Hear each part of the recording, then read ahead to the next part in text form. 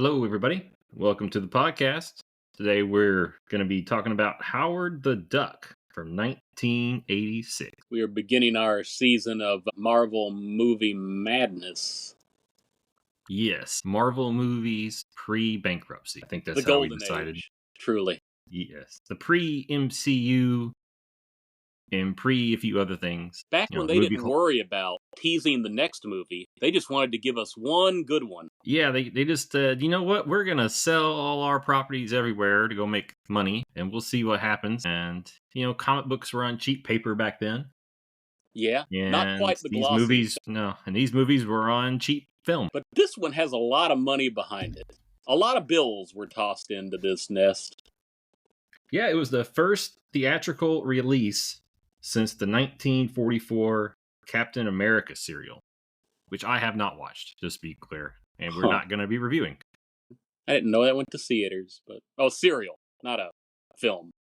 Okay. Yeah, correct. But before we get to that, Adam, how's things are going up in Louisville?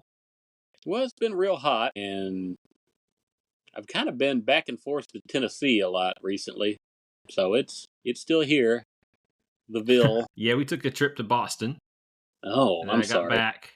Well, it actually was pretty good. And then we got back, and then I kind of forgot you mentioned you were going to be in town, or I would have probably reached out. So I was dead dog tired, so I don't know that it would have been a good idea to. I didn't have near as much time as I thought I might. A bunch of. I figured not, since you didn't reach out. You never texted or quit or messaged me or anything, so I kind of figured you didn't have any time. My idea of vacation is sitting around with nothing scheduled, and then just figuring out what to do. But I had very little of that this go, but that's fine. Still had a good run. Yeah, I kind of like that too. My wife doesn't agree. She likes taking the time. I think part of what she enjoys about vacation is making a schedule. Yeah. And we've gotten on a similar cadence in that I let her know that my main concern on these trips is eating good food and then not overbooking a day, so to speak. Creates some flexibility. And she's adapted that into her schedule. I give my feedback on food, and then otherwise we kind of do what she wants to do. But we walked around Boston. Boston's a very small town, relatively speaking. That's why they call it Beantown. So small. Well, so were you aware that most of what makes up Boston is like man-made? What do you mean man-made? I'm assuming most cities are man-made in that regard. I mean the ground. Oh, I don't suppose I was. Is it beneath sea level? What are we talking about? Before we went, my sister mentioned about the underground roads that they've been working on like 20 years ago. And it kind of confused the hell out of me. I didn't know what she was talking about, but I, assumed that she had actually been there and had heard such things. And then, so we get up there and we're on a boat tour, and basically large chunks of Boston were made of ground where they cleared off a hill, as in like took the ground from the hill, flattened it out, and then dumped it in the water to produce more land. That's the short version of it. Does it have flooding problems then? No, they seem to be pretty good at it. And that also makes a lot more sense about the underground roads. I guess they're making them as they go. Because I'm thinking to myself, like, how would you do that? But so that was more intriguing than anything. You got a couple of old parts of town with old buildings, northern Boston or Little Italy, so to speak. And then there's a Chinatown which we just drove through. We went to a Blue Man Cruise show. Very nice show, by the way. I recommend that. Very fun. Mm-hmm. Don't wear nice clothes. They like to spray things on the audience. But yeah, so like, most of Boston, it doesn't really have a ton of old stuff just because it's mostly been built in the past 10 to 15 to 20, 25 years, whatever. And it's very flat, obviously. So, yeah. So we're not talking about the colonial era stuff. Is that in a different place? Well, no, I mean, it's there. It's just not taking up most of the city. Like most of the city, or not, most is probably not the right word, but they've built so much new city, literally, in the last 20 years as they've expanded, that like it's not as much. It wasn't as historical as I thought it'd be, though it definitely did have historical things. It just, I don't know if that makes sense. Well, we walked around most of the city, and I didn't expect when I got there to say, hey, when we walked around, 50% of the city had been built, in the last 30 years. Guess they had to find someplace to put people. Absolutely. One time I went to the Northeast is Manhattan and Philadelphia. I never cared for Boston, so you can have that. We went there because it was cheap. The plane Uh, tickets were like $300 for both ways, so it there was you go. a good cheap last minute vacation. Speaking of vacations, man, Howard the Duck, he took a vacation. Yeah, living his best life on Duck World, and then he goes to Cleveland. Well, was it his best life? I don't know. It He it seems kind seems of to me unhappy. it seems to me he's got a lot going for him in his little apartment there. He's got Well, it's friends. because you've sold out. That's why. He's got at least two romantic connections who are really into him, it seems like. I'm not sure why, but he's got somebody he wants to play racquetball or something with on Saturday, and his parents send him a little sweater, and all they want is for him to call them back at some point. It's kind of sad. That's on him. So this movie, I can't remember when exactly I first saw this movie. I assume that it would have been in the 90s as a rental from either Blockbuster or the local Mega Video. But I'm not entirely sure. Can't quite remember. Well, I didn't watch it till I popped the DVD in. I've had it sitting around for a while. I've always heard things about it. Never bothered with it myself. I don't ever remember seeing it on cable television like you would have with a lot of the George Lucas stuff or the Universal movies, Back to the Future and all that. Yeah, I'm trying to see here. I closed out of a tab earlier because I didn't think I needed it, and then I realized now that it's kind of useful. It had it didn't really get released anytime near. Let's see here. Most movies, even back in the day, they'd get a VHS tape released pretty quick.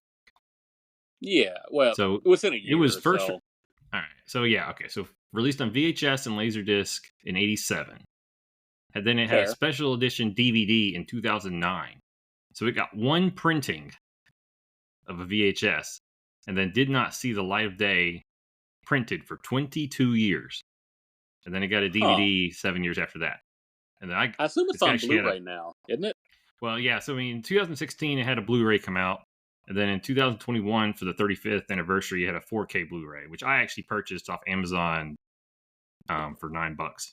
I had the DVD, but usually for these things, if I can get a brand new 4K or Blu-ray copy for less than $10, I'll usually go ahead and splurge for Yeah, the sure. increase of the quality. So yeah, it had a release, and then I'm not sure. I mean, they printed, but if you didn't get one of them, like you were waiting to a long time. Which I'm sure a lot of people were fine with, to be fair. But this movie gets a bad rap. Well, it gets the worst rap, unfortunately. As in it Yeah. is the standard by which all other box office bombs seem to be compared to. It becomes the expression, right?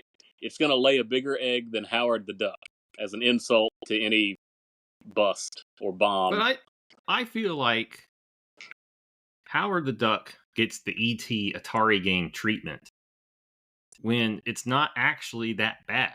I actually enjoyed it. Whereas E.T. is a horrible video game. And It's earned its entirely reputation. competent in what it is. I will say that. It's just, I think very few people understood what it is and if they wanted to ride that train. I think this is. I think this was driven more by howdy toudy reviewers with pens and papers, the printed press. I think they drove this more than the common man. I think the common man, the average Joe, so to speak, enjoys Howard the Duck, even back in 1980s. What is it, 1986? Yeah, 86. It got the equivalent of review bombed, only it was by the reviewers and not by the audience. What did they have against George Lucas? Cats. Well, so in defense of, or not defense of George Lucas, he really didn't have much to do with this. Well, he had the same amount to do with this that Steven Spielberg did with Back to the Future, which is to get it made and get his name on it. Oh yeah, absolutely. So we should say Willard. I'm not sure I pronounce this Huck or Huyck. Yeah, Huyck. And Gloria Katz. Married couple. We've dealt with that before. Director and writer. Married couple. Yeah. Hey, in the DVD, This is where it all comes full circle. Harry, I've lost his last name. To create the special effects guy. I don't know that guy. The King Kong guy. Oh, Harryhausen, Ray Harryhausen. Harryhausen gets a shout out on the extras on the Blu-ray and possibly the DVD. I don't know. For the last scene when the villain goes full stop motion. What do we call the villain? Is it the Cosmos or something like that? I missed that. It was odd. Let's see here.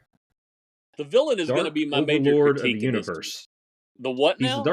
He's the dark overlord of the universe. Is that Marvel canon? I don't think so. My understanding is the only canon characters is Howard and Beverly. Those are the two names I recognize, even though I've never read a Howard comic. For whatever reason, I know the names Howard and Beverly, although I can't tell you Beverly's last name. It's not Switzer, is it? It's like Switzler? Switzler. Yeah. Switzler. And I saw in the mail that Howard's full name is Howard T. Duck. Probably sharing the official middle name with Sonic the Hedgehog. Howard D. Duck. Yeah. So anyways, this movie got really bad reviews. Mostly just, I don't think it was understood. And I'm not really sure why. I mean, there are so many absurd movies in the 80s that, are very similar in tone. And there were failures, too. Don't be wrong. Most of them weren't, box office successes. But a lot of them were, too. Well, agreed. But, I'm thinking, Masters of the Universe. Okay. I'm not 100% sure how the budget compared to this one. But it didn't make money. And it's still a cult classic in a lot of ways. But it didn't, you don't get the jokes made, so to speak. It would be an interesting question to see how they spent the money on this movie, and was it worth it, how they did. So, do you have budget info, how much they spent, how much they made, how much they lost? Well, it pretty much broke even. It made about, between worldwide, it actually made more worldwide than it did domestic. That's kind of odd to me. I think it was France that it did really well. In the 80s, yeah. Yeah, but it made about $38 million, and the budget, I'm not sure why it's not exact, but it seems to be in that 30 to 36 range. So if the budget was closer to 30, then it probably came closer to breaking even once you think about promotional stuff. If it was 37, budget, then that's complicated. That probably doesn't include all the marketing and everything. So Universal, I'm sure, lost money. Maybe the theaters were able to do okay with it. I did see online that I can't remember where, between DVD sales and that kind of stuff, they made it about another 600,000. So my gut says, as of now. So my gut says that it's probably broken even at this point, and it probably is a profitable movie in the 30-year scheme of things. But yeah, very much a disappointment back then. So the comic book. Well, real quick, while we're talking about box office, you cannot blame the failure of this movie off of its competition. Oh, I was curious about that. Well, so I found so the weekend, its opening weekend, it brought in $5 million off of 1,500 theaters, and no movie had more than 1,600. So it was top. It was in all the theaters, right? Mm-hmm. And it made $5 million its opening weekend. It was beat by Aliens at number 1, Ooh. but its third weekend release. So well, Aliens got $7 million on this third weekend. Now, Friday the 13th, Part 6, Jason Lives, came in second with $6.7 million. Oh, no. So it did pretty comparable to that. But a Jason movie is never going to cost $38 million. What's the subtitle for Part 6? Jason Lives. Oh. Was Corey Feldman in that? I think... I might be wrong. I think 6 is where he gets when he gets struck by lightning and comes back to life. I might be wrong. Oh, my goodness. That's embarrassing, man. I think Corey Feldman, I think that was 3 or 4. Anyways, fourth place, so Howard was third place with $5 million. Then the Karate Kid Part 2 was in fourth place, but it was on its 7th week. Ooh, yeah, I like that. But it still brought in $4.1 million. So, like I said, the other notable movie in the top 10 was Top Gun, which was at number 7. Ooh. 12th week of release, $3.4 million. So Howard barely brought in what Top Gun did on its third, after 3 full months. So you can't blame Howard's failure on just the competition. So either people just did not want to see it, they were confused by the trailer. Yeah. The negative, potentially, I'm not sure if the reviews back then came out early or not. I will say, from a marketing perspective, I think it is legitimate to ask, like, who was this movie for? Right. It's strangely enough, 99% of this movie is actually pretty clean. Yeah. And then you get like just a handful of really questionable, awkward for kids type, at least, scenes, which could have been avoided. Again, I don't think that's what drove the box office, though. For 80s movies, you could get a lot more awkward, though, than this movie does. Yeah. So, like, but for instance, like Logan, our biggest fan, and he was asking if he could watch Howard the Duck, and then he said, "My brother David looked it up, and he said that the only really weird spot is you got female ducks with nipples." Okay, I'd forgotten about that part. That's at the beginning, isn't it? Yeah, and it's like, oh man. and I went back and forth, like, okay, can you watch the movie? And I told him at the time, I said, actually, I haven't watched this movie in about 15 years, so I'm gonna have to watch it first. I ended up letting him watch it and just kind of covered his eyes when this more of an awkwardness more than it is anything explicit. It's just weird, right? Well, see, I always thought the relationship in this movie between Howard and Leah Thompson's Beverly was a little bit more explicit than was shown. All right, I just had that understanding. Yeah. Well, not in the movie, but maybe later on. And I haven't read the comic either, so I don't know what happened. Oh yeah, that would be different. But I just thought in the movie because people were creeped out by that specifically. Well, so here's my thought on this. It is weird, but it's weird in an absurd kind of way, like the whole rest of the movie. Yes. And fundamentally, I'm not sure how much different it is from Beauty and the Beast, a beloved movie. How about the Disney version? Well, there's a live action version too. One with usually because the Beast didn't start out as the Beast. He was a dude. Beast. He started out as a dude, and he turned into a dude at the end. But some versions, you're right. Some versions, he's a beast, skin condition or something. Well, so basically, Howard is he's not a traditional duck. He's an alien from a world. I don't know if he's a dimensional hopper or if he's a space-time hopper. But they made it's a multiverse. They don't use the word, but they explain it exactly like a multiverse. Your world is absurd and unbelievable to the other worlds, and you have these different small little strands that are just like similar but not the same. Mm-hmm. Very Loki-esque. It's shocking Marvel hasn't given us a TV show already for Howard the Duck World. Yeah. I mean, it's I don't know if we really want to go through all the plot, but basically you have these scientists who are doing this experiment, which is not shown at the beginning. We learn this later. Mm-hmm. And the experiment goes awry, and it sucks Howard out of his world into their world. And then they do the experiment again, trying to send him back. And he sucks in a giant alien. Not really alien. What's the word? The Dark Lord of the Cosmos? Universe? Yeah, demons. That's what I'm going for. And then this is a long movie, by the way. Oh yeah, it's almost 2 hours. Yeah, but it's funny. It's almost you could almost make 3 made-for-TV movies out of the plot. Like it's got like 3 kind of sections, and it drags a little bit, but it does keep a nice pace and good flow. Like other than the scene where where the police are chasing Howard in the plane, that one drags on. That took forever. Yes. I was noticing that they spend so much time on the little the glider car. There's no other scene they spend that much time with in this movie. Yeah, so I didn't read the wiki on this till like the very end, but there's a line in there that says that they actually flew that plane. Looks like it. It's impressive to watch. If you watch the movie, this seems absurd that was actually possible. And obviously, there's definitely some things in there where they didn't fly it. But I thought they made that up for the movie. I guess that thing exists of some sort. Oh, the glider car. Yeah. Yeah. I mean, you see it on... I'm sure it's out there on YouTube, but I think it's in Mad Max, too. Or one of those movies. Okay. I do not recall the details of all that. So we mentioned, do we want to talk about the comics at all? I don't know the comics. Do you have anything to add with the creator and publication history? All right, so this be a good chance. Let me find my notes on this. All right, so he has a very different personality in the comics. So his creator, if you want to say it's not Marvel, was Steve I can't remember. Yeah, Gately, Steve Gerber. His Gerber, last name's Gerber. Yeah. Gerber. So Gerber created the guy, and he is a rude kind of smartass in the comics. But he didn't And start as then his own character either, right? I His think he own started. comic.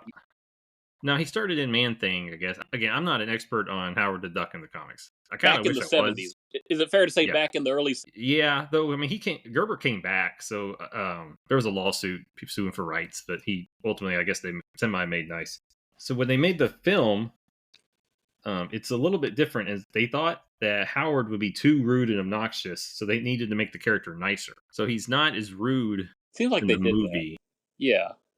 Yeah. Even though Um, they advertised the cigar as part of the poster art, he doesn't do a whole lot of that. It's not like a no, constant thing he's walking around with. no, he smokes a couple times. But I think what's weird though is, and all right, here we go. So here's how Gerber considered it: the tone of the comic. He says, "Life's most serious moments and most incredibly dumb moments are often distinguishable only by a momentary point of view.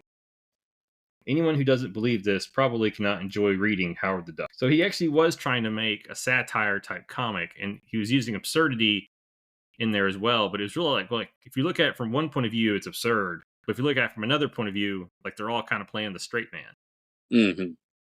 Whereas the Cats and Huik said, "It's a film about a duck from outer space. It's not supposed to be an existential experience. We're supposed to have fun with this concept, but for some reason, reviewers weren't able to get over that problem." So Hmm. they viewed it as, this is not meant to be taken seriously.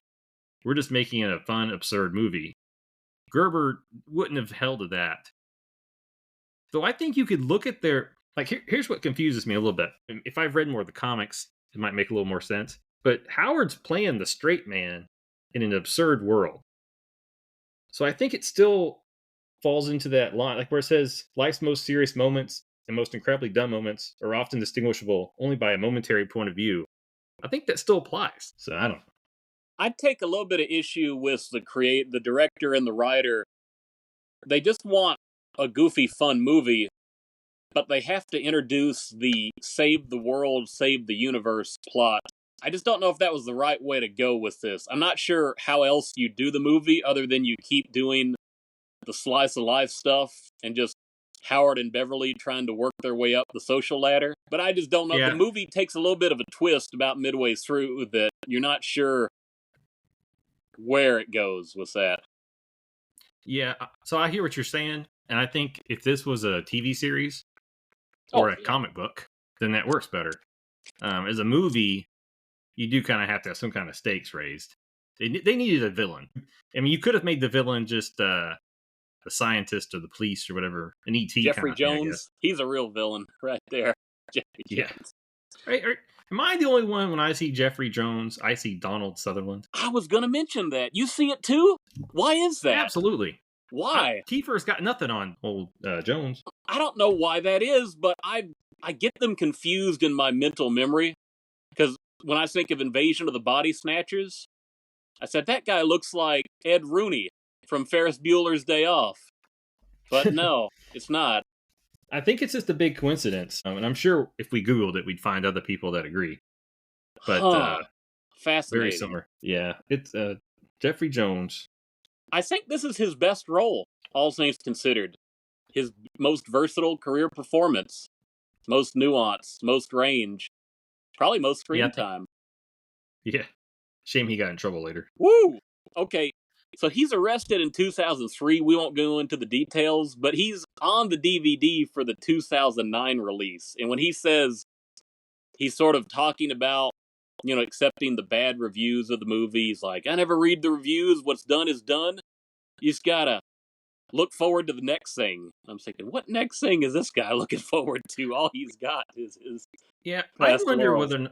I wonder if that was recorded prior to 2002. So I Yeah. really like the makeup job they do on him as he transforms into I guess I want to call him Dr. Wily from Mega Man by the. I made that note as well that he turned into what was how did I phrase it? Looks like Dr. Wily went feral, like Wolverine did in the comics. I like that look. I like that more than the creature that ultimately materializes out of nothing somehow. Yeah, I know why they did the creature, but I thought it looked like some weird crab contra monster. It just didn't do it for me. Yeah. The effects were good, don't get me wrong, but I just didn't think like they I thought they should have gone a different route. More like a go straight up go Ghostbusters. Just take the body away, just make it more of a spiritual kind of thing. Because they said they couldn't survive without a body anyways. Well, that was odd too, because when they bring the other three creatures through that portal rift, the initial thing is they want to use Beverly to be the host of one of these things.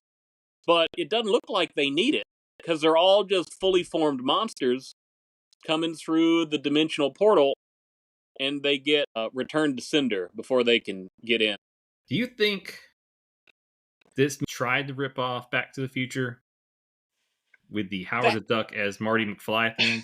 That's a good question. I thought about the Back to the Future connection. Again, 1985. If you watch the teaser trailer, I don't know if you saw that on the DVD for this movie, Howard the Duck. It's just Leah Thompson. Yeah, I normally watch it, but I didn't this time. Just Leah Thompson.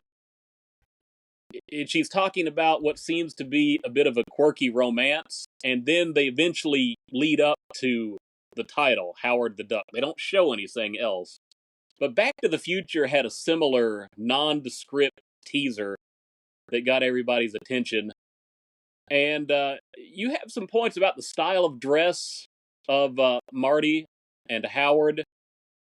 And I will say, I've not seen a whole lot of Leah Thompson movies. Seen all the Back to the Futures and not many in the 80s, but it seems to me she has a lot more to do here in this part, weird as it is, than she did in any of the Back to the Future movies, where she was playing basically a one-note character. Here she's got a little bit of she range. She carries this movie. She carries this movie. And she came in this movie high confidence through the Back to the Future. This movie, I guess the reviews broke her. She had a hard time getting over it and moving on. It sounded like that. I'm sure Universal was hoping this was going to be their next big property. It was going to be, if not Back to the Future, it was going to be their Star Wars. I don't know if I want to say their Star Wars, but they got George Lucas attached to it. Well, yeah. Yeah, I don't... They definitely seem to have high hopes. There was a line when I guess Hayuk and Katz showed the movie to Universal executives. They just said nothing and walked out, I think is the way they described it. As if to say, oh no. What have we got? Something I read online that wasn't in the documentary stuff, which is a little surprising, but I'm going to take it as word, is that Hayuk and Katz wanted it to be an animated film, but Universal probably needed not CG, right? No, it would be Disney-esque, I guess. But Roger Universal Rabbit needed a summer release film. Well, I don't even know. I think they just said animated, but because I don't think that would have slowed it down as much. Because Universal needed a film for the summer release, and thinking that animating the film would take too long or cost too much, they wanted it produced in live action with special effects. I think if you're just animating Howard, I don't think that's as expensive as what they did. Well, the technology had not been advanced to the point where what you see with Zemeckis and Roger Rabbit, that's the other half of the Back to the Future team, right? The Zemeckis. Yeah, but I don't... My take on that, though, is I think they actually wanted full-blown animation, which would have been easier in a lot of ways for what they did. I guess what saved the movie is George Lucas knew a whole lot of little people. Yes. Little people, midgets, dwarfs. I don't know what the right word is anymore. It seemed odd hearing little people over and over on the DVD, though. But they originally hired a 12-year-old to play the main Howard the Duck in-person model. The stupidest thing ever. The talented adult dwarf is 3 foot, I think 3 or 3'4", and Howard's supposed to be 3'1" or 3'2". So you're gonna have the 12-year-old with all the red tape that comes with a 12-year-old actor, as opposed to having a 2-inch taller duck, which he ultimately went with anyways. It's like that would be the stupidest thing. So remind me of the lead actor's name. It's Ed something, right? The Ed guy that Gale, a.k.a. Chucky. Yes, Chucky, and he was going to be the stunt duck, but they elevated him, Yeah, and the stunt duck and the backup duck. and they had explored doing primarily puppets, Jim Henson style, and I guess they still did a lot of puppetry. But I'm wondering how much of an innovator this movie is in regards to animatronic head on a full body costumed actor. How many other films have done that for a main character up to this point? I don't know. And I'm not sure how much. I mean, I guess it was fully animatronic, but not in a Five Nights at Freddy's kind of way. Although, look, the suit had a lot of wires inside of it, stuff like No, that. That's what it creeped the seemed 12-year-old out. Yeah, full battery powered. When they tried to make it an actual animatronic, they said it looked Terminator-esque because you could see down its neck, and that's when they realized they needed actors in suits. Who knows how much of this budget got spent on just redoing suits until you found something that worked, as opposed to coming up with something that worked and then starting your filming. I feel like they spent too much money and time on the Duck World sections of this movie, which we only see. Oh, that was good stuff though. It was good, but it's all in the first 5 minutes. I like the opening. I don't think the effect of him getting sucked through the chair is very good. But having never seen this, I thought the movie would end was going back to Duck World. Maybe Beverly and the villain in Duck World. Maybe they were hoping for a sequel where they could do that. I'm not sure how the comic went, so I don't know if he ever went back to Duck World in the comic. He never seemed to be on Duck World, but I'm not sure. I wondered how much they would have tried to franchise this if this had been a success. Yeah, I think they wanted to. I also found this apparently the first time that they digitally erased wires in special effects shots. No kidding. Yeah. It was used. It was later used in Back to Future 2, Terminator 2, that kind of stuff. But this was apparently the first time that wires got digitally erased by a computer. Interesting stuff. It's a groundbreaking movie. People don't realize that. I find a lot of similarities in the first Ninja Turtle movie with this. Now, I think the Ninja Turtle movie does everything better, but it might. So you're saying there should have been a Howard rap instead of a rock song? I'm just talking about the 1990 original. I'm not talking Go Ninja, I'm not talking about the sequels, Turtle sequels, but did the Turtles rip this off? Steve Barron and Judas Hogue. You know, Judas Hogue and Leah Thompson remind me a lot of each other in the way they play these parts and the animatronic head movement. I feel like Howard the Duck maybe had to waddle so that the Ninja Turtles could run. So is the Turtle rap Go Ninja Go a ripoff of Howard the Duck song? It's a fair question. Now, you'd have to ask Vanilla Ice to know for sure. I feel like that whole thing was just accommodating Vanilla Ice to put him in the movie. I don't know that Vanilla Ice ever had an original thought anyways. So I doubt also that he would have seen Howard the Duck. But they may have told him to do it. So on the music, I noticed in the credits, Leah Thompson is credited on several songs with the vocals, even though I don't think she grew up a singer. I think she was trained for this movie, and they threatened to replace her voice at times, but they left her original voice in there. Yeah, that's what it sounds like. I think she would have been pretty pissed off if they took her voice out, based off what sounds like the amount of work that she put in to do it. So she had experience as a dancer, but not a singer. But she does the part in this movie anyway. And have we ever had an official soundtrack release for Howard the Duck? I think I saw that it had been. And I thought her voice was pretty good. It kind of reminded me of the surprise I had when I heard Reese Witherspoon singing in the Johnny Cash movie. All right. It's like I was just relatively impressed once I heard that it was. All right. According to this database, the soundtrack album has its own appreciative / cult despite its commercial failure. The album's rarity alone makes it a much sought after collectible. Few copies were produced or sold, being the soundtrack to a movie that not many people saw in theaters. The album has been out of print for decades, and the tracks have never appeared on any other releases. The star power of the soundtrack also has added to its collectability. The original score was composed by John Barry, with additional music composed by Thomas Dolby, George Clinton, Joe Walsh. What? That's amazing. And Stevie Wonder also appeared in the album. Stevie? Really? Get Stevie, Joe Walsh, man. I mean, what did Barry do before this movie, though? He had just come over from a bigger thing, hadn't he? Let me do it quick. Let me fire up the Google machine quick. Anyways, sounds like if you tried to look for that one on eBay, you'd be paying a pretty nice price. Gotta just put it in your watch list. Get lucky. See what happens. John Barry Prendergast, English composer and conductor of film music.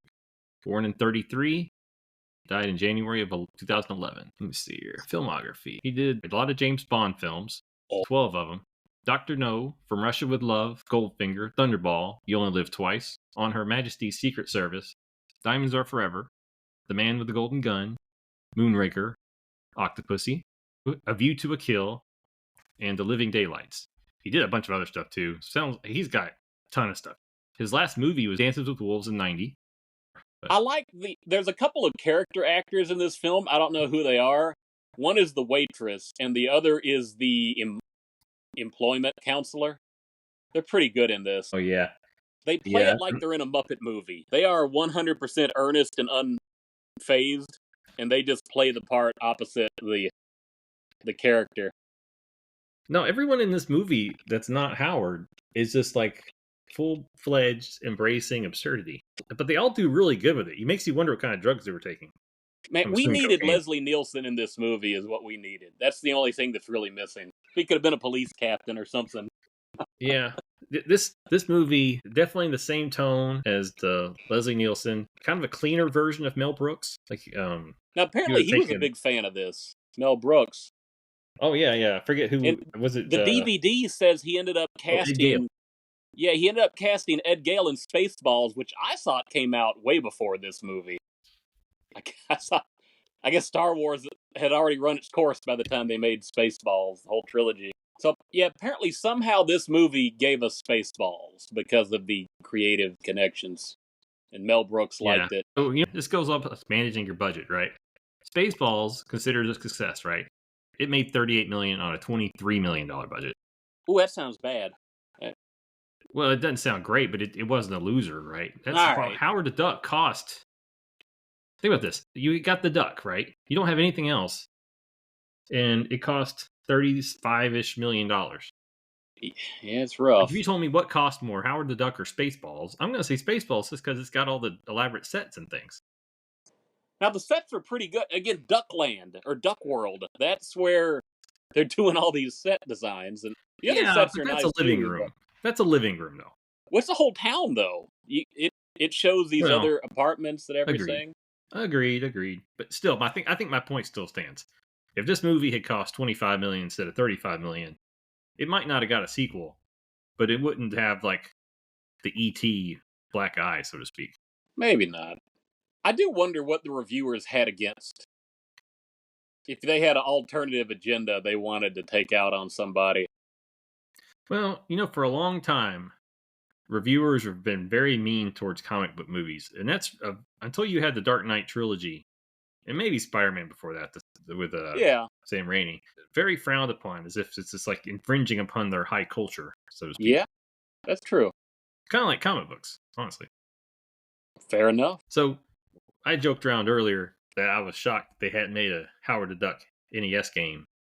And they could have just reskinned Duck Hunt. Or something like that.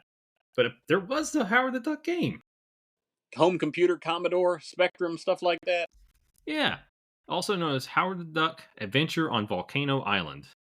Oh. Released in 1986 by Activision for the ZX Spectrum, the Commodore 64, and the Apple II. Was it inspired by the movie? Volcano Island? Well, I have a thought on this. The game involves players controlling Howard the Duck to save his best friends, Phil and Beverly. After being parachuted to Volcano Island, Howard needs to find a backpack to proceed with the search. The game consists then of 4 levels, and the last of which Howard, armed with a neutron gun, will finally face Overlord. So, the original script for Howard the Duck had him in Hawaii. So, you kind of wonder if they were loosely basing it off what the first script was going to be. Then by the time they changed the script, they got too far in the game to really change anything. So was Cleveland not in the original plan? It was not. Oh. It was not. And I can't remember why they changed the script. But it was the same writers, but their first version was in Hawaii. And they did not want to show how he got there. Okay, I could understand that. He just appears. Yeah, they said they incorporated most of the stuff from that script into the new one, but I don't see how on paper you could have. Just to be clear, they got some kind of tiki bar or something they're playing concert music in, or okay. So what do you think of the dialogue in this movie? Not a whole lot especially jumps out to me unless it's in the scenes where it's the diner. That seems to up But the ante a little bit. You have Jeffrey Jones turning into the creature. You have the waitress trying to serve him the eggs. You have the townspeople trying to chop up Howard. Beverly declares him to be her boyfriend. Jeffrey Jones, he's upset because he had his eggs taken away. And then he's pretty good when he's driving the semi truck. Leah Thompson and Jones get a lot of dialogue back and forth. yeah, there's a lot of one-liners in this movie. Most of them are actually pretty good, but there's almost too many of them. I don't feel like Howard has.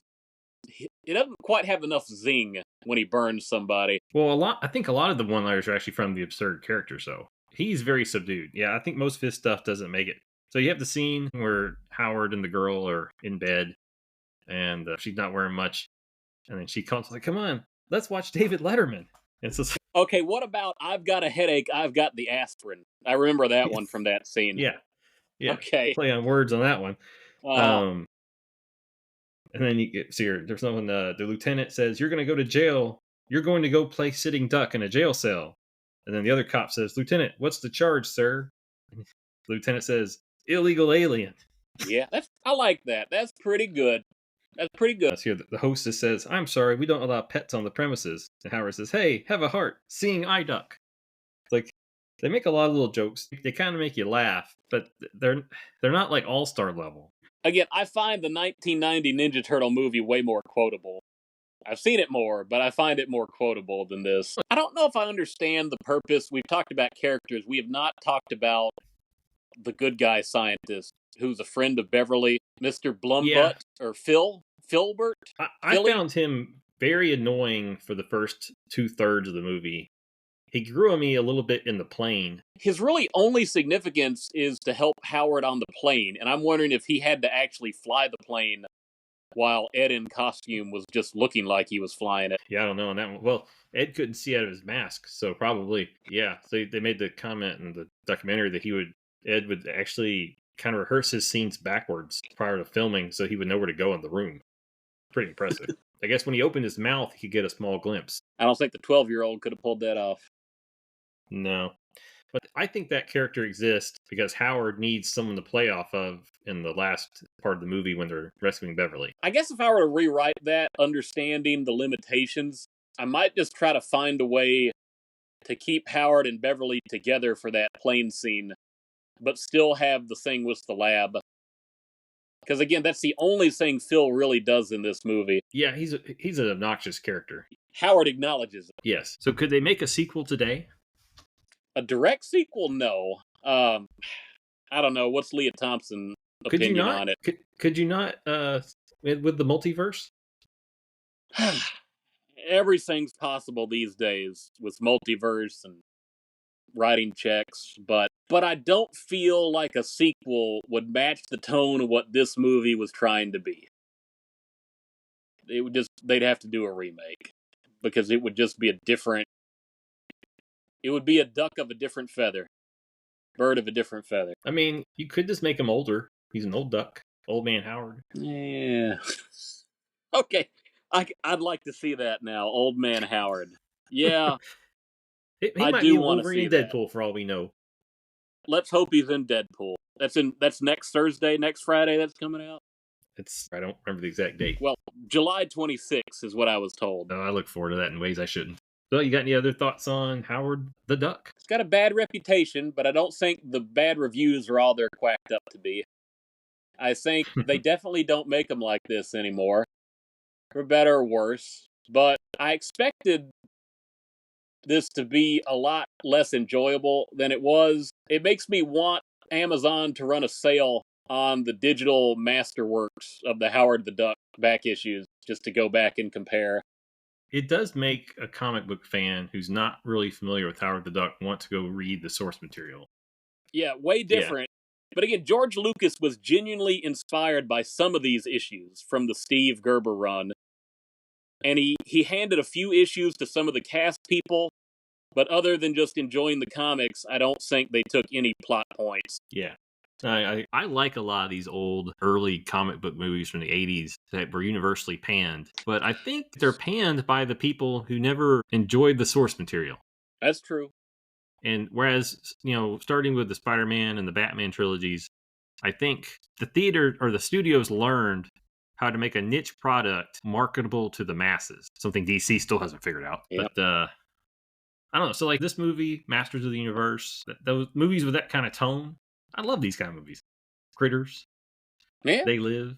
Like these are Yeah. just awesome movies in their own kind of way. You have to find awesome a little different, right? But they're Right. just fun. That they are. So, at a scale of 5 scrambled eggs, what would you call Howard the Duck?